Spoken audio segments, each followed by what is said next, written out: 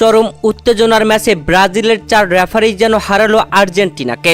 রেফারিদের উপরে চরম খেপলেন Lionel Messi. প্রিয় দর্শক, প্যারাগুয়ের কাছে 2-1 গোলের ব্যবধানে হারের পরে কি বললেন আর্জেন্টিনার মাস্টার মাইন্ড খ্যাত কোচ লিওনেল স্কলোনি। পুরো বিষয়ে বিস্তারিত আলোচনা থাকছে পুরো ভিডিওতে। প্রিয় দর্শক, 2026 বিশ্বকাপ বাছাই পর্বের ম্যাচে প্যারাগুয়ের বিপক্ষে খেলতে নামে আর্জেন্টিনা। আর এই ম্যাচে মাঠে নেমে শুরুতেই ম্যাচের 11তম মিনিটে লাউটারো মার্টিনেজ দুর্দান্তভাবে একটি গোল করেন। যদিও শুরুতেই লাইসম্যান সেটি অফসাইড ধরেছিল, তবে ভিআর চেকে স্পষ্ট হয় সেটা অফসাইড না।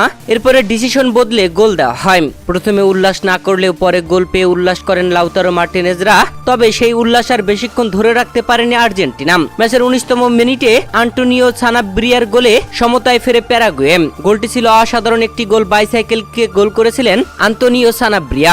1-1 সমতায় থেকে বিরতিতে যায় দুই দল, আর বিরতি থেকে ফিরে ম্যাচের 47তম মিনিটে ওমাল আলডেলেটের গোলে 2-1 গোলের ব্যবধানে এগিয়ে যায় প্যারাগুয়ে।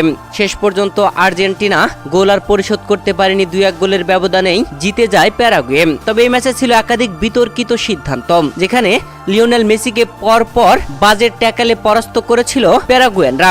তবে ব্রাজিলিয়ান রেফারি ফাউল ধরলেও কোনো কার্ড দেখাননি। যদিও আর্জেন্টাইনরা একটু ভুল করলে কার্ড দেখাতেন, তবে প্যারাগুয়ানদের কার্ড দেখাননি। এই বিষয়টা নিয়ে আলোচনা হচ্ছে তুমুল। প্রিয় দর্শক, এমন রেফারিং সিদ্ধান্ত নিয়ে লিওনেল মেসি তুমুল খেপে গিয়েছিলেন। শান্ত মেসি যেন ক্ষিপ্ত হয়ে উঠেছিলেন রেফারির উপরে। প্যারাগুয়ের বিপক্ষে এমন 2-1 গোলের ব্যবধানে হারের পরে আর্জেন্টিনার কোচ লিওনেল স্কলোনি দিলেন হুঙ্কার। লিওনেল স্কলোনি বলেন, আমি আমার খেলোয়াড়দের সমালোচনা করতে আসিনি, বরং তাদের সমর্থন করতে এসেছি। আমরা জানতাম এটি একটি কঠিন ম্যাচ হবে।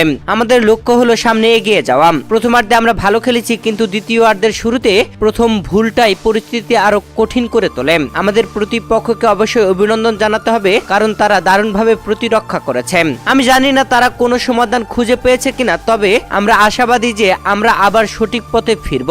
দল সর্বদা চেষ্টা করে এবং দৃঢ়ভাবে দাঁড়িয়ে থাকে, এটাই গুরুত্বপূর্ণ। কখনো লড়াই থামানো যাবে না এবং প্রতিদ্বন্দ্বিতা করার আগ্রহ কখনো হারানো যাবে না।